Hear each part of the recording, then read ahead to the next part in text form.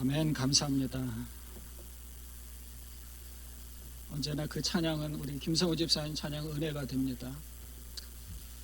오늘 본문의 말씀으로 점점 강성해져 가는 다윗이라는 제목으로 말씀을 나누려고 합니다.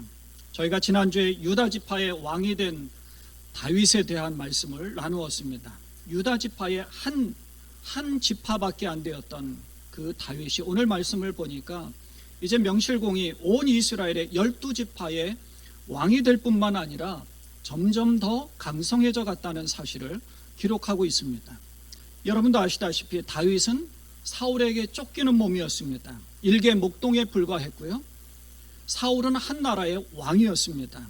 한 나라의 왕이었던 사울은 일개 목동에 불과했던 다윗을 죽이려고 사방팔방으로 쫓아다녔고, 다윗은 사울 왕을 2번이나 죽일 기회가 있었음에도 불구하고 그를 죽이지 않고 쫓기는 삶, 고난의 길을 묵묵히 걸어갔습니다.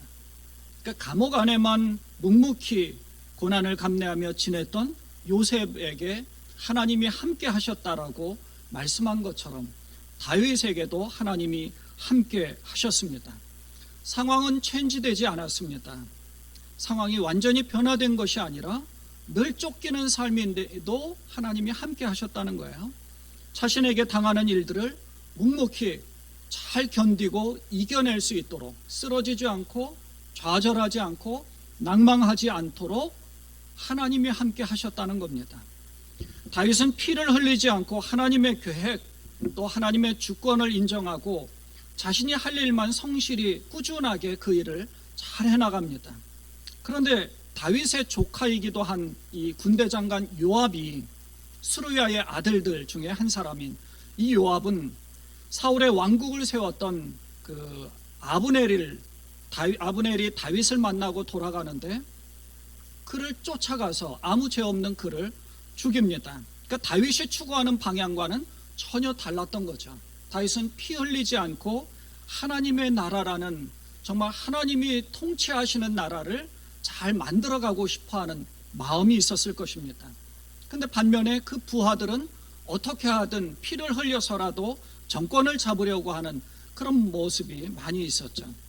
다윗은 그의 인생 전반에 걸쳐서 늘 하나님을 신뢰하고 하나님을 의지하며 살았습니다. 자신이 목동으로 있을 때에도, 쫓기는 상황에 있을 때에도 늘 우리 시편 23편에서 고백하듯이 사망의 음침한 골짜기를 지날지라도 해를 두려워하지 않을 것은 주께서 나와 함께 하심이라.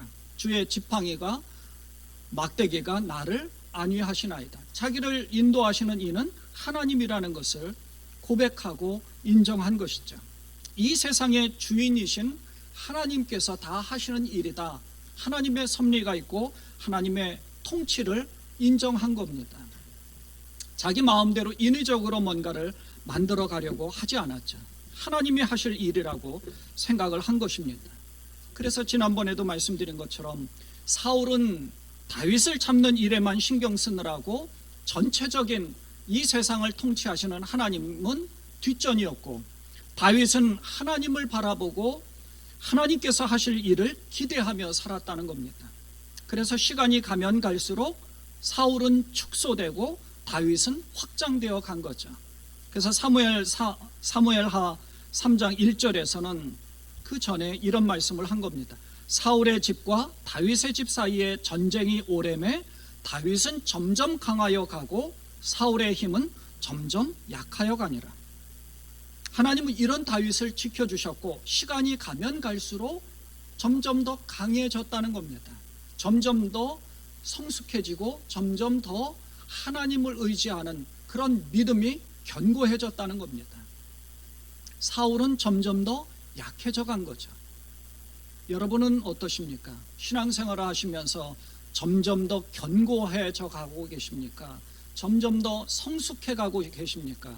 아니면 시간이 가면 갈수록 여전히 제자리의 걸음을 하고 계십니까?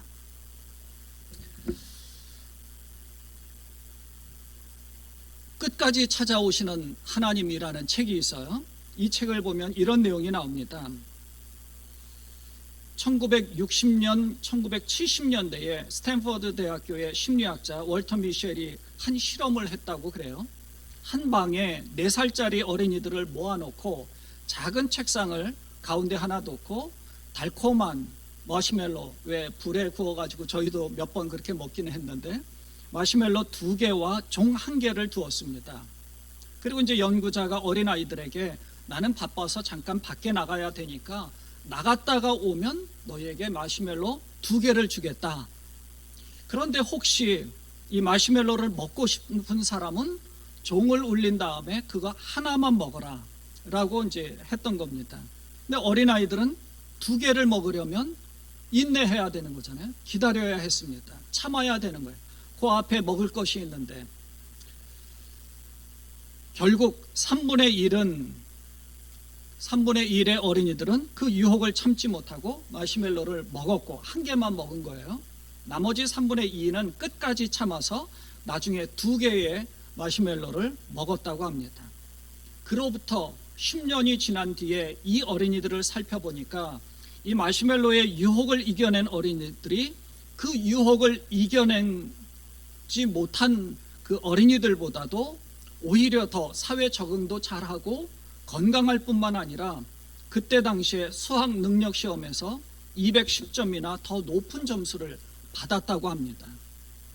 그래서 이들을 대상으로 그 이후에 더 추가 연구를 했다고 그래요. 처음에는 어린이들이 자기 통제 능력이나 유혹을 참는 능력이 성공의 아주 중요한 요소라고 정리되었습니다. 그런데 연구가 진행되면서 이런 질문이 추가되었다 그래요. 어떤 어린이가 달콤한 마시멜로의 유혹을 이길 수 있는 자기 통제 능력을 발휘했을까? 자기 통제 능력을 발휘한 자, 결과는 규칙을 설명한 어른을 신뢰한 어린이였다는 거죠. 어른을 믿은 겁니다. 분명히 그 어른은 그 뒤에 나에게 2개 줄 것이다라는 것을 믿은 어린이는 그걸 참았고, 그걸 믿지 못하는 자는 그래도 그것을 먹어버린 겁니다. 하나님께서 우리를 사랑하신다는 사실을 믿으십니까? 하나님이 함께 하신다는 사실을 신뢰하십니까? 규칙을 설명한 하나님입니다. 규칙을 우리에게 알려주셨습니다. 우리가 그 규칙을 믿고 하나님이 분명히 그것을 우리에게 허락해 주실 것이다. 그것을 믿은 우리는 그것을 차지할 부름의 상을 위하여서 열심히 달려가는 거죠. 참고 인내하고 기다리고 묵묵히 내 할 일을 해나가는 겁니다. 그런데 그걸 참지 못하고 그 부름의 상은 나중이니까 나중은 생각할 것도 없고 죽은 뒤에 내가 어떻게 되건 혹은 나중에 우리 자녀들이 어떻게 되건 나만 잘 살면 돼. 나만 지금 이 땅에서 편안하면 되고 나만 이 땅에서 먹을 거 잘 먹고 부자로 살아가면 돼 라고 생각하는 사람들은 그거는 생각하지 않겠죠. 그 마시멜로의 유혹을 이기는 것과 같이 세상의 유혹을 이기는 것은 하나님을 신뢰하고 하나님이 베풀어 주실 상을 바라보아야 된다는 겁니다. 바울은 그래서 하나님이 위에서 부르신 부름의 상을 위하여 달려간다고 하지 않았습니까? 우리 김재도 안수 집사님이 기도하신 바와 같이 우리 교회의 표어가 그것입니다. 뒤의 것은 잊어버리고 오직 한 일, 앞에 있는 것, 앞으로 다가올 일들을 바라보면서 달려가자는 겁니다. 그동안에 내가 해왔던 모든 것들은 잊어버리고, 그래서 제가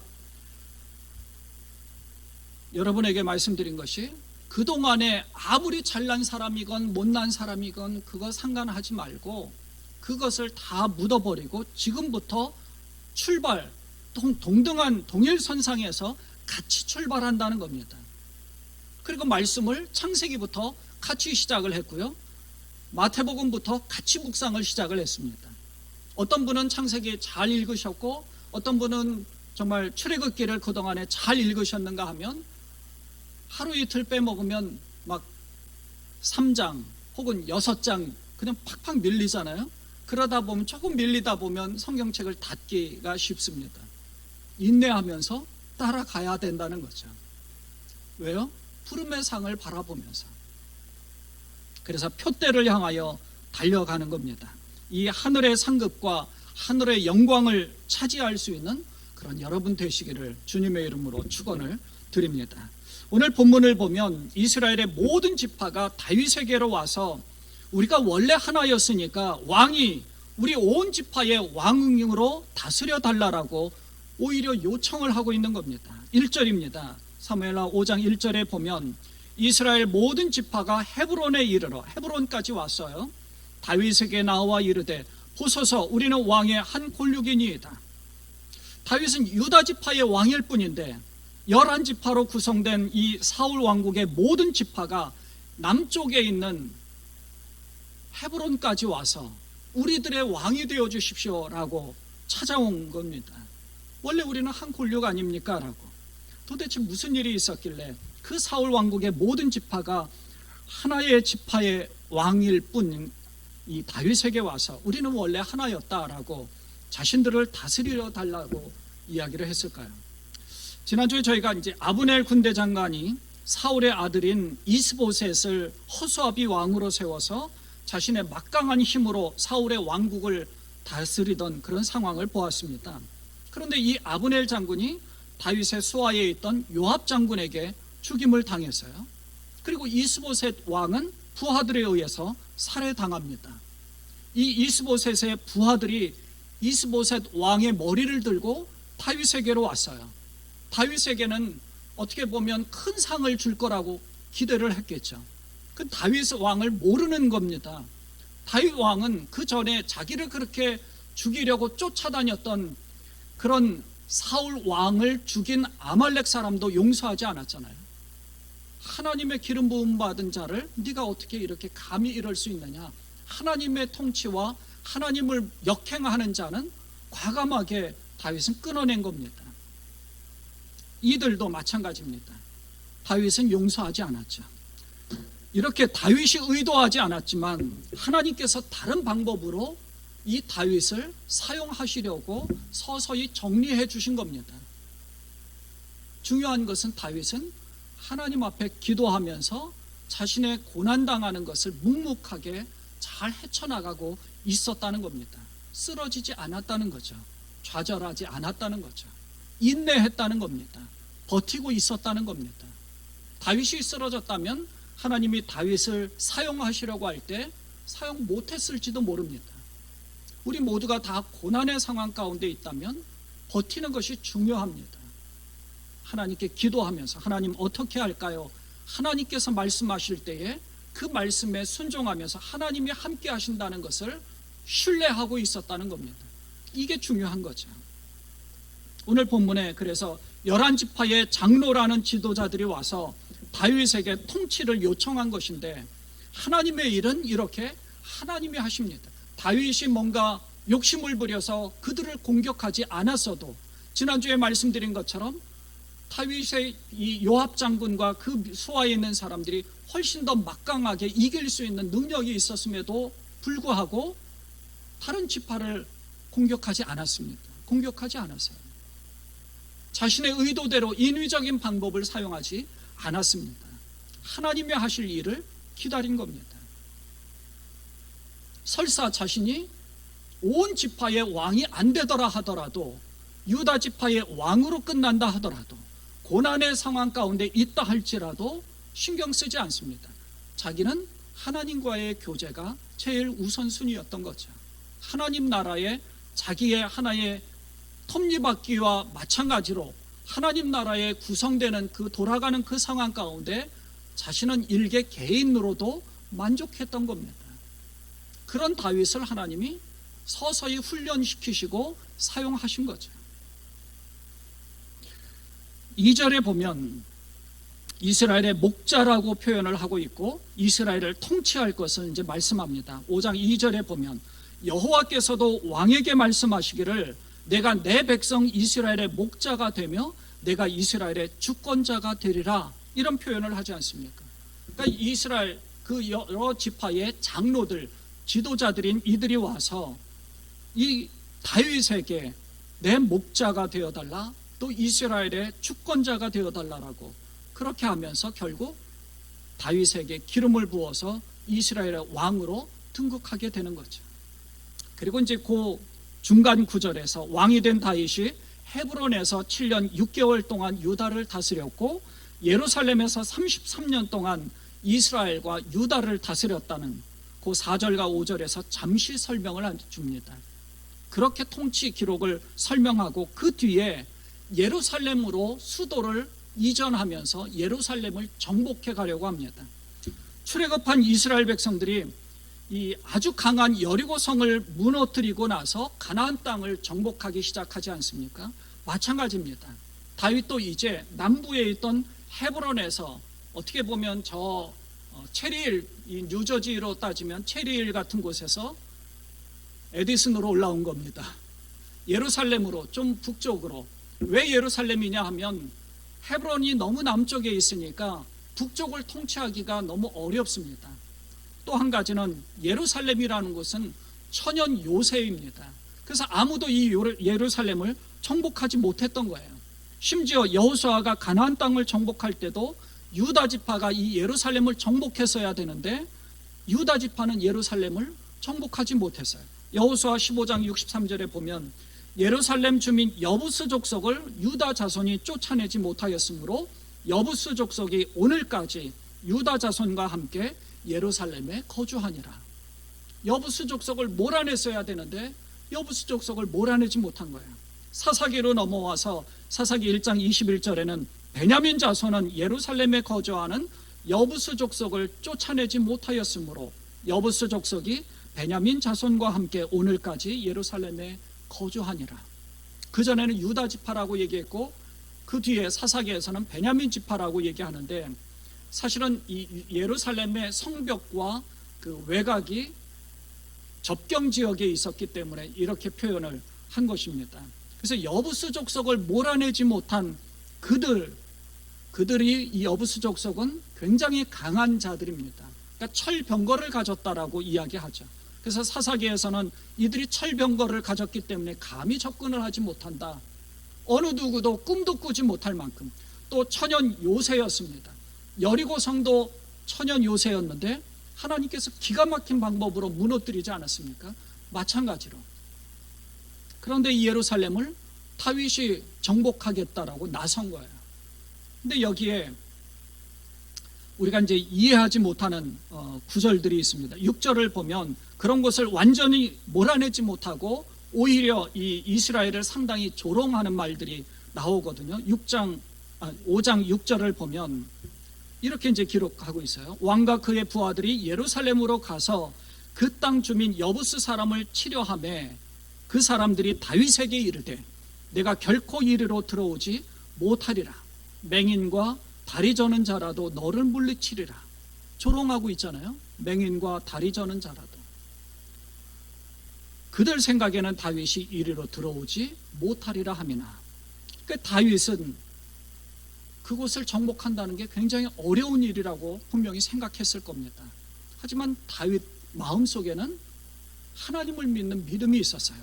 그래서 하나님 앞에 기도하면서 그 성을 정복해 나가죠. 그 시온산성을 정복하고 그 성을 다윗성이라고 이름한 것입니다. 그런데 여기 8절에 보면 또 똑같이 이런 구절이 나와요. 조금 전에 6절에서 말씀드린 것처럼 5장 8절에 보면 여기에 다윗의 마음에 미워하는 다리 저는 사람과 맹인을 치라 라고 얘기하고 있는 거예요. 자, 여기에 보면 다윗이 미워하는 자가 다리 저는 사람과 맹인이라고 했는데 과연 다윗이 그들을 미워했을까요? 사실은 그렇지 않습니다. 이 말은 무슨 말이냐면 유대인들의 조상과도 같은 이삭이나 야곱을 조롱하는 말입니다. 이삭이 눈이 어두워서 맏아들 에서에게 축복을 해야 되는데 맏아들 에서를 축복하지 않고 야곱을 축복을 했잖아요. 그걸 맹인으로 표현을 한 것이고요. 야곱이 야복나루에서 하나님의 사자와 씨름하다가 야곱의 그 환도뼈, 이 허벅지 관절을 하나님의 천사가 치고 그 뒤로 야곱은 쩔뚝거리는 인생이 되었거든요. 그걸 표현한 겁니다. 그래서 이제 유진 피터슨 목사님은 중세 유대인 해석자들이 이곳에 두 개의 우상을 세워놨는데 하나는 맹인과 같은 우상을 세워놨고 또 하나는 다리 저는 우상들을 만들어 놓고 유대인들을 조롱하면서 여부스족 속에 그들이 그곳에서 살아가고 있었다는 겁니다. 그러니까 우상 숭배하는 이곳을 다윗이 완전히 쫓아낸 것이죠. 완전히 천연 요새와도 같은 곳인데 이 수도관을 통해서 아주 전략적으로 잘 싸워가지고 그들을 공격해서 그들을 점령한 겁니다. 그걸 표현한 거예요. 다윗은 사실 어릴 때 사고가 있어서 불구가 된 요나단의 아들인 무비보셋을 특별한 애정을 보여주었죠. 이런 예루살렘을 정복한 뒤에 다윗에게는 단 한 구절이 이렇게 덧붙여서 기록되어집니다. 오늘 읽었던 마지막 구절인 5장 10절에 보면 만군의 하나님 여호와께서 함께 계시니 다윗이 점점 강성하여 가니라. 여기에 보면요, 점점 강성하여 간다는 히브리어는 할로크 부가돌이라는 이런 말인데요, 이 말에는 더 큰 걸음과 더 넓은 포용으로 전진해 간다라는 의미가 있습니다. 이런 표현이에요. 더 큰 걸음과 더 넓은 포용력을 가지고 전진해 간다. 그러니까 점점 강해졌다라는 것은 어떤 파워가 생겼다는 것이 아니라 점점 더 다른 사람들을 관용할 수 있는, 관대해지는, 포용할 수 있는 그런 성숙한 자가 되어갔다는 겁니다. 더 넓은 걸음과 더 넓은 포용력으로 전진해 갔다는 겁니다. 하나님이 함께 하시면 더 이렇게 성숙해져 가야 된다는 겁니다. 다윗을 통해 배우는 점이 바로 이런 점입니다. 우리가 왜 다윗을 공부하고 다윗과 같은 삶을 살아야 되는가? 우리도 왕이 되어야 된다? 천만에요. 왕이 아니라 할지라도 하나님이 들어 쓰시는 이유가 있다는 것을 우리에게 가르쳐 준 겁니다. 왕으로서의 다윗을 본받는 것이 아니라 왕이 되기까지의 과정, 또 왕이 된 이후에도 그 권세를 누리려고 파워를 자기 나름대로 막 사용한 것이 아니라 겸손하게 하나님을 의지했다는 사실을 우리에게 가르쳐 주는 겁니다. 그렇다면 우리는 이 땅 가운데서 마찬가지예요. 돈이 없어서 쫓기는 삶을 살아갈 때도 하나님을 의지하는 다윗과 같이 하나님을 의지해야 되는 거죠. 하나님은 결국 그를 사용하실 수 있습니다. 어떤 사람은 사용하고 어떤 사람은 사용하지 않을 수도 있죠. 그러나 사용한다는 말에는 다른 의미가 있습니다. 하나님께서 함께 하시면서 돈을 벌게 할 수도 있고 돈을 벌지 못하게 할 수도 있습니다. 하나님 다른 방법으로 그를 은혜를 주시고 축복해 주시면서 하나님께서 사용하신다는 겁니다. 그러면 그것을 가지고 뭔가 내가 누릴 수 있는 것들은 누려야 되는데 그 누림 속에는 겸손함이 있어야 된다는 거죠. 그리고 성숙함이 있어야 되고 성장해 가야 된다는 겁니다. 사울을 통해 우리가 교훈을 받는 것은 하나님이 함께하면서 성숙해져야 되는데 점점 더 왕이 된 이후에 점점 더 자기 중심의 사람이 되어갔잖아요. 하나님을 무시하고 자기만을 생각하는 사람이 되어가서 결국 하나님의 질타를 받았다면 다윗을 통해서는 점점 더 자기 중심의 사람이 아니라 점점 더 넓은 포용력으로 성숙해져 갔다는 겁니다. 다윗은 말씀드린 대로 일개 목동에 불과했고 하카톤이라는 막내 제사의식에도 참여할 수 없을 만큼 별 볼 일 없는 자였습니다. 그런 의식에도 낄 수가 없는 아주 어린 소년에 불과했죠. 그런데 늘 하나님과 함께하고 하나님을 신뢰하면서 자기에게 맡겨진 양을 치는 일에도 최선을 다한 겁니다. 그리고 유다 지파라는 한 지파의 왕이 되었어요. 7년 6개월 동안 그 일을 성실하게 잘 해나갑니다. 그 전에 사무엘로부터는 온 이스라엘을 다스릴 왕으로서 기름 부음 받았어요. 그러면 나는 하나님 앞에 이렇게 기름 부음 받은 자다라고 하고 나설 수도 있는데 그러지 않았다는 거예요. 그런 다윗을 하나님이 사용하신 겁니다. 항상 성장하는 모습을 보여준 거죠. 그것을 우리에게 가르쳐 주는 겁니다. 여기에 보면 점점 강성하여 가니라 점점 파워를 가졌다는 것이 아니라 점점 성장하고 성숙해져 가고 모든 사람들을 관용할 수 있는 마음을 가졌다는 겁니다. 여기에 보면 성장과 성숙은 우리 신앙생활의 키워드입니다. 신앙생활에서 가장 중요한 것은 성장하는 것이고 성숙해지는 겁니다. 신앙생활을 오래 했다고 결코 성장하지 않습니다. 오래 했다고 결코 성숙해지지 않습니다. 30년, 40년, 50년 신앙생활을 했다 하더라도 성경 한 번 안 읽고 통독 한 번 안 하신 분들도 수두룩하고요. 50년 동안 신앙생활 열심히 해서도 자기 중심의 사람도 수두룩합니다. 여기 장로님들께도 죄송합니다만 장로가 되었어도 자기 중심으로 살아가는 사람 얼마나 많은지 몰라요. 점점 더 다른 사람을 포용하고 점점 더 머리 숙이고 점점 더 무릎을 꿇고 점점 더 하나님 중심으로 성장하면서 성숙해져야 되는데 그러지 않죠. 물론 우리 장로님들은 그러시지 않는 줄로 믿습니다. 아멘 안 하세요? 속으로 아멘 하신 줄 믿습니다. 지난 주간에 저희가 말씀 묵상한 것이 예수님의 산상수훈이었죠.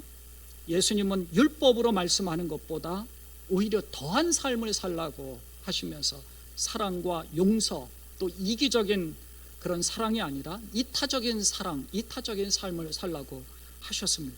다윗은 그것을 보여준 겁니다. 점점 성숙해지니까 점점 더 관대해졌고 관용해지니까 모든 사람을 품게 되었고, 그러니까 모든 지파의 사람들이 다윗에게로 가도 되겠구나라고 생각하면서 다윗에게로 온 것입니다. 다윗은 그것을 그리스도의 표상처럼 보여준 겁니다. 우리가 그래서 그리스도의 표상이라고 이야기를 하는 것이, 그리스도가 이 땅 가운데서 보여줘야 될, 예수님은 이 땅에 오셔서 십자가를 지셨지만 그러지 않고 살아간 모든 사람들도 이렇게 살아갈 수 있다는 것을, 다윗의 후손으로 오신 예수님이지만 다윗은 그것을 미리 보여주었다는 겁니다. 예고편처럼 실제적인 삶의 모습을 보여준 사람이 바로 다윗이라는 거죠. 사랑하는 여러분, 다윗을 통해 무엇을 배울 수 있겠습니까? 그것은 온전하고 충만한 삶에 대해서 배우는 것입니다. 온전하고 충만한 삶이라는 것은 하나님과의 관계를 맺는 삶입니다. 여러분은 하나님과 얼마나 온전한 관계를 잘 맺고 계십니까? 다윗의 경험 속에는 하나님께 꼭 기도하면서 물어본 겁니다. 하나님 어떻게 할까요? 하나님 복권을 살까요 말까요? 이런 기도가 아니라 정말 하나님 앞에, 하나님 이 복권을 내가 사니까 제발 이번에 꼭 당첨되게 해주십시오, 이것이 아니라 하나님이 어떤 일을 하고 계신지를 살피면서 그 하나님께 반응하고 부르심에 순종하는 겁니다. 그리고 기도함으로 감사하는 삶을 사는 겁니다. 하나님이 나와 함께 하시니까 내가 사망의 음침한 골짜기로 다닐지라도 나는 끄떡없다, 해를 두려워하지 않을 것은 주께서 나와 함께 하심이라. 다윗의 이런 신앙 고백이 우리의 고백이 되어야 된다는 것이죠. 다윗은 하나님을 아는 차원을 넘어 실제 하나님을 이렇게 경험한 것을 우리에게 보여주고 가르쳐준 겁니다. 하나님과 함께 하심을 경험하면서 다윗은 점점 성숙해졌습니다. 점점 강성해집니다. 여러분의 삶 가운데도 하나님과 함께 하심으로 점점 강성해지시는 여러분, 점점 더 성숙해지시는 그런 여러분 되시기를 주님의 이름으로 축원을 드립니다.